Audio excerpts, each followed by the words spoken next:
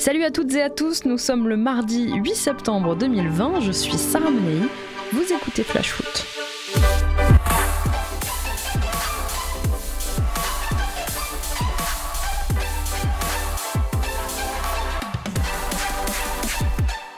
Le fait du jour, c'est cette sortie de Leonardo très en colère hier soir au micro de l'After sur RMC. Je le trouve complètement inacceptable. C'est inacceptable qu'on apprenne par la presse qu'on a un autre joueur positif et on sait par la presse une situation comme ça. Honnêtement, c'est un joueur qu'une équipe nationale, le meilleur joueur de l'équipe, il apprend par la presse qu'il y a un cas comme ça. Après, qu'est-ce que ça se passe? Il communique et on voit le joueur chez lui et maintenant, c'est quoi? Et on fait quoi? Et c'est nous? Et c'est quoi? Qu'est-ce que ça se passe? C'est vraiment inacceptable. Personne de la fédération a appelé le PSG. Personne de la fédération. Un président n'a pas appelé notre président, le médecin n'a pas appelé notre médecin, le directeur m'a pas appelé. Personne nous a communiqué. Honnêtement, ça, c'est quelque chose... Donc, limite, vous avez téléphoné à Mbappé pour avoir une confirmation, presque. Exactement. Incroyable. Pour avoir l'information. Et après, il était envoyé chez lui juste après l'entraînement. 15 minutes après, il dit, regarde, c'est possible, tu vas chez toi. Il est chez lui, après on a pris la situation et maintenant c'est quoi? On gère nous? C'est sûr qu'on va gérer nous. C'est sûr qu'on va gérer nous parce qu'on tient beaucoup. Mais c'est incroyable parce que tout le monde fait la morale avec le Paris Saint-Germain. Tout le monde, le Paris Saint-Germain, il est mal géré, personne ne comprend rien, qui c'est ça, la morale est bizarre, Mais quand ça se passe ça, c'est encore le Paris Saint-Germain qui gère. Et personne ne dit rien. C'est toujours le Paris Saint-Germain le mauvais de l'histoire. Vous l'avez entendu, colère froide du directeur sportif du Paris Saint-Germain qui reproche donc à la FFF de ne pas avoir communiqué au club le test positif au Covid de Kylian Mbappé avant de le renvoyer chez lui en quatorzaine. Un manque de communication qui passe mal au Paris Saint-Germain. Les nerfs sont tendus à Paris et ça se comprend parce que si on fait le compte, après Neymar, Ángel Di María, Leandro Paredes, Marquinhos, Mauro Icardi et Keylor Navas, eh bien Kylian Mbappé est le 7e joueur du PSG à être testé positif au Covid. Obligé de jouer 2 rencontres en 4 jours, d'abord jeudi soir à Lens avant de recevoir l'OM dans le classique de la Ligue 1 dimanche soir au Parc, eh bien Paris va devoir faire front pendant cette période difficile. Pour son retour en Ligue 1, le 11 parisien que choisira Thomas Tuchel sera forcément un peu moins sexy que prévu. Les internationaux allemands Draxler et Kehrer ont terminé leur rassemblement depuis dimanche soir. Choupo-Moting finalise lui son retour au club. Quelques jeunes de l'académie pourraient même faire leur apparition. Jeudi à Bollaert, on pourrait voir une charnière Kehrer-Kimpembe, Dagba et Kurzawa sur les côtés, Bernat, Verratti, Gay, Herrera au milieu, Draxler et Sarabia, le multitâche, devant. Pour ce qui est de l'équipe de France, même s'il est asymptomatique, Mbappé est donc forfait pour le match face à la Croatie ce soir. Allez, on passe à notre tour des clubs, l'actu essentielle de vos 20 clubs de Ligue 1, avec pas mal de mercato à la une, et on commence par Angers. Annoncé depuis quelques jours du côté de Fribourg, le milieu du SCO, Baptiste Santamaria, est, on le sait, l'un des éléments importants de l'effectif de Stéphane Moulin. Et ce statut de courtisé pendant le mercato créerait des tensions au sein de la direction angevine, partagé entre le conserver ou le laisser partir. Le média allemand Kicker avance que le SCO aurait refusé aujourd'hui une offre de 11 millions d'euros de la part du dernier 8e de Bundesliga. Sauf que voilà, le club allemand ne serait pas prêt à augmenter son offre et chercherait donc une alternative, une nouvelle piste pour renforcer son milieu de terrain. Reste à voir comment Santamaria va le prendre s'il reste à Angers. À 3 semaines de la clôture du mercato, les Girondins ont eux enregistré 7 départs mais toujours aucune arrivée. Et pour ne rien arranger aux affaires, eh bien Bordeaux enregistre une chute vertigineuse de son capital. Il n'y a aujourd'hui à Bordeaux aucun joueur qui a une cote supérieure à 10 millions d'euros. C'est la première fois depuis longtemps que ça arrive. Alors le club s'est déjà séparé de ses plus fortes valeurs sur le marché.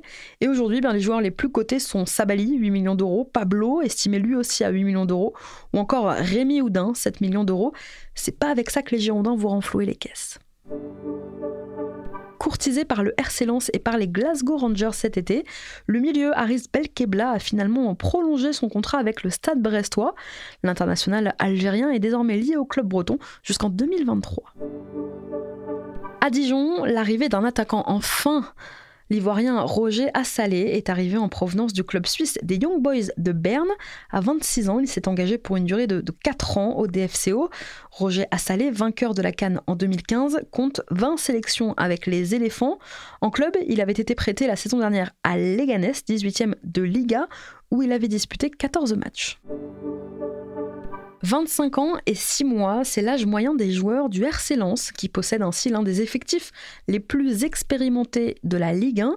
Rien que pour le capitaine lensois Yannick Cahuzac, 35 ans, et le gardien lensois Jean-Louis Lec, 34 ans, et ces deux-là font monter direct la moyenne.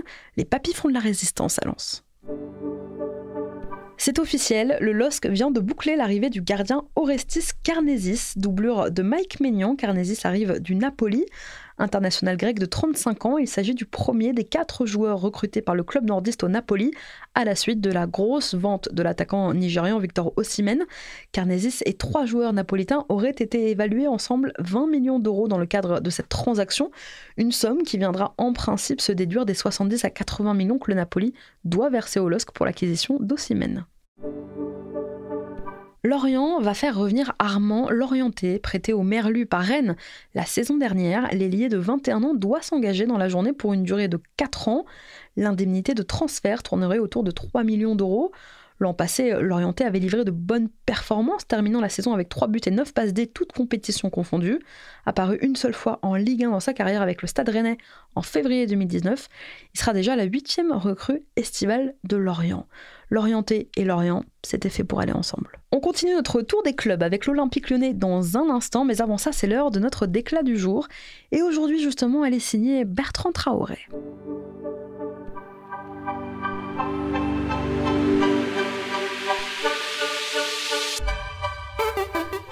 Après Jeffren Adélaïde, c'est Bertrand Traoré qui met un coup de pression à l'Olympique lyonnais. Annoncé sur la liste des transferts, Traoré attend lui aussi de savoir quel sort va lui être réservé. L'attaquant burkinabé présent à Ouagadougou cette semaine pour parrainer un tournoi est sorti du silence dans les colonnes d'un média local. Si ma situation à Lyon ne change pas, je ne peux pas rester tout le temps sur le banc. J'ai besoin de jouer, je n'ai pas de temps à perdre. Je ne suis plus un joueur de 18 ans. On verra bien ce qui va se passer. Alors, en plus d'évoquer sa situation, Bertrand Traoré a parlé de sa relation aussi avec son entraîneur, Rudy Garcia. Quand le coach est arrivé, dès le début, les choses étaient claires. Il m'a mis 2 matchs de suite sur le banc. Le 3e match, j'étais en tribune. Je ne dirais pas que le message était très clair, mais il était assez clair. Il a ses préférences, il fait ses choix. Alors, peu utilisé durant le Final 8 de Ligue des Champions à Lisbonne, pas utilisé non plus lors du premier match de la saison en Ligue 1, Bertrand Traoré en a gros sur la patate et ça fait un dossier de plus à gérer pour Juninho. Allez, on reprend notre tour des clubs et justement, on part à Lyon. Et si Samuel Umtiti revenait au Bercail ? La presse catalane fait écho aujourd'hui d'un potentiel retour d'Umtiti à l'OL dans le cadre de l'arrivée de Memphis Depay au Barça.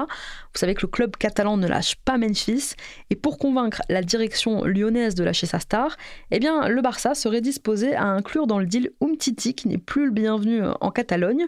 Mais Rudy Garcia n'y croit pas, l'entraîneur des Gaunes n'a pas caché son pessimisme il y a quelques jours. Je crois que ce ne sera pas faisable, ce sont ses mots dimanche sur le plateau de Téléfoot. Affaire à suivre. Face à la Croatie et après le départ de Steve Mandanda, l'équipe de France ne pourra ce soir compter sur aucun joueur de l'Olympique de Marseille. C'est un fait extrêmement rare pour être souligné. Dans la grande histoire des Bleus qui a commencé en 1904, l'OM est le club qui a fourni le plus de joueurs à l'équipe de France. À 4 reprises par exemple, l'OM a compté 7 joueurs dans le 11 de départ des Bleus. Pas ce soir donc. Grand espoir de la formation du FC Metz, Vincent Thiel va finalement quitter les Grenats 4 ans après la signature de son premier contrat pro et sans jamais avoir réussi à s'y imposer. En sélection, Vincent Thiel jouera ce soir face au Monténégro en Ligue des Nations. Il devrait être titulaire avec le Luxembourg avant de revenir à Metz pour mieux en partir, direction Madère en Liga portugaise. Décidément, c'est la semaine des coups de gueule. Recrue estivale de l'AS Monaco, Kevin Volland a quitté le Bayer Leverkusen en mauvais termes cet été. Dans une vidéo publiée sur son compte Instagram, le nouvel attaquant monégasque s'est montré très critique envers son ancien club. Il déclare que les 6 derniers mois passés au Bayer ont été très mouvementés pour lui. Il faut dire que les dirigeants allemands ont décidé finalement de le vendre, contrairement à la promesse qu'il lui avait fait de prolonger. Un revirement qui aura au moins fait les affaires de l'ASM.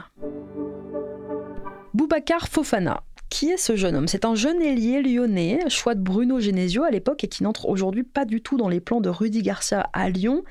Eh bien, il aurait pu atterrir à Montpellier. Le MHSC s'était placé sur le dossier du jeune joueur, tout comme les Girondins de Bordeaux. Mais finalement, l'ailier de 22 ans va rejoindre le Servette de Genève. Reprochant à Christian Gourcuff de ne pas faire assez confiance aux jeunes du centre, l'entraîneur U19 des Canaries, Stéphane Ziani, s'était payé le coach récemment. Cette sortie lui a valu un recadrage de la part de sa direction. Et de son côté, alors que ses relations avec les entraîneurs sont d'habitude très tumultueuses, eh bien le président nantais, Valdemar Kita, a annoncé lundi son intention de prolonger le contrat de Gourcuff. Messieurs, il va falloir cohabiter. L'Alliance Riviera va bien retrouver son public, une petite partie tout du moins, et c'est déjà mieux que rien. Après le premier match à huis clos face à Lens, le gym accueillera le Paris Saint-Germain dimanche 20 septembre devant une partie de ses abonnés qui ont été sondés par mail depuis ce week-end. Alors les abonnés avaient le choix entre poursuivre le huis clos face aux Parisiens pour éviter de devoir sélectionner parmi les 7200 abonnés que compte aujourd'hui le club, ou bien le retour du public mais dans une limite d'une jauge fixée à 3600 spectateurs. À 85%, les abonnés ont donc voté pour le retour au stade. Ouais, vous avez bien entendu, ils ont voté. C'est une première en Ligue 1. Ce sont les supporters eux-mêmes qui prennent la responsabilité des modalités de retour au stade. Formule du premier arrivé, premier servi. Et ceux qui n'auront pas eu la chance d'avoir un billet pour le 20 seront prioritaires pour le match d'après face au FC Nantes. Les ultras de la Populaire Sud ne seront en revanche pas présents, le groupe restant sur sa position prise début août de ne pas revenir au stade tant que les restrictions n'auront pas été levées. Avant de vous donner des nouvelles de Nîmes, c'est l'heure comme tous les mardis de notre rubrique Foot Business.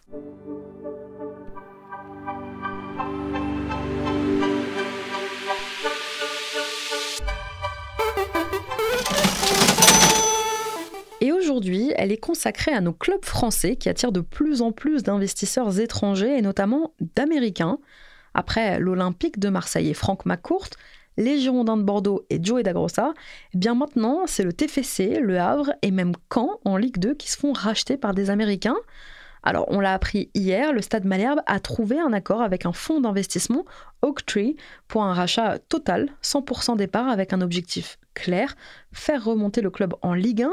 Et ce rachat fait de Caen le 11e club français à passer sous pavillon étranger. Et ça confirme une tendance de fond. En Ligue 1 comme en Ligue 2, les propriétaires étrangers sont toujours plus nombreux. Cette attractivité du football français doit beaucoup déjà à un prix d'entrée qui est relativement modéré. Il faut dire qu'il ne reste plus grand nombre de clubs en Europe. Les gros ont déjà été rachetés. Restent nos petits clubs français. Sport le plus exposé aussi à l'international, eh bien le foot français offre 2 leviers de recettes pour les investisseurs étrangers. La reconnaissance de l'excellence de notre formation française et la hausse continue des droits TV. Alors le soccer est pour eux avant tout un business. Et si les Américains misent sur le foot européen, c'est avant tout pour diversifier leurs investissements et espérer toucher le pactole dans quelques années. La Ligue 1 Uber Eats attire et c'est tant mieux. Allez, on reprend notre tour des clubs. On part à Nîmes tout de suite.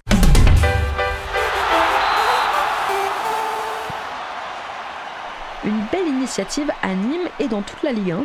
À l'occasion de la 3e journée de championnat, l'ensemble du football pro va se mobiliser pour soutenir et remercier tout le personnel soignant qui a œuvré tout au long de la crise sanitaire qu'on vient de connaître. Au Costières et dans les autres stades, 1 minute d'applaudissement sera orchestrée à l'issue du protocole. Les capitaines seront eux invités à porter un brassard supporter de soignants. La LFP et les clubs professionnels relayeront sur leurs réseaux sociaux, sites internet et dans les stades un clip vidéo avec des messages de remerciement des joueurs. Une très belle initiative. Avant de quitter les Bleus, hier, Mbappé faisait du lobbying pour le Paris Saint-Germain. Alors en plus de rendre beaucoup de services sur le terrain, eh bien Mbappé serait aussi très actif en coulisses, vantant régulièrement les mérites du projet parisien à ses coéquipiers en bleu pour les convaincre de rejoindre la capitale. Mbappé jouerait les entremetteurs, notamment auprès d'Eduardo Camavinga, qui intéresse déjà Paris, et de Lucas Hernandez, le joueur du Bayern. Futur directeur sportif, Kiki ? Rennes, sur tous les fronts du mercato, lance aujourd'hui l'opération Jeffrey Adélaïde. Lyonnais depuis seulement 1 an, le milieu de 22 ans s'était rapidement blessé la saison dernière. Il est revenu de sa rupture des ligaments pour la finale de la Coupe de la Ligue et le Final 8 au mois de juillet à Lisbonne, mais il n'a obtenu que très peu de temps de jeu, laissant place à une grande frustration. Eh bien, selon l'équipe, le club breton s'apprête à formuler une offre de 20 millions d'euros, une somme très probablement insuffisante pour convaincre la direction lyonnaise, qui l'avait acheté, je vous le rappelle, à Angers 25 millions d'euros il y a 1 an. Mais le contact est en tout cas établi. Florian Maurice, l'ancien chef de recrutement de l'OL, aujourd'hui à Rennes, n'aurait jamais rompu le lien avec le joueur. S'appeler Reine Adélaïde et jouer à Rennes, l'histoire est en marche. Il n'entrait plus du tout dans les plans de Claude Puel. Loïs Diony va quitter le Forez dans les prochaines heures. Les négociations entamées depuis plusieurs jours ont abouti hier soir, tard. Arrivé à Saint-Etienne il y a 3 ans, Diony va signer avec le SCO d'Angers pour une durée de 3 ans. Les Verts le laissent partir libre, mais réclameront un pourcentage à la revente.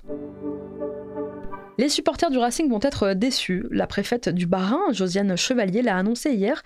Elle n'accordera finalement aucune dérogation au Racing pour le prochain match à la Méno. Après y avoir réfléchi pendant un temps, elle a finalement annoncé que le club alsacien ne pourra pas accueillir plus de 5000 personnes pour la réception de Dijon. Ce sera le dimanche 20 septembre. Merci à tous d'avoir été avec nous. C'était Sarah Menei. Vous écoutiez Flash Foot. On se retrouve demain.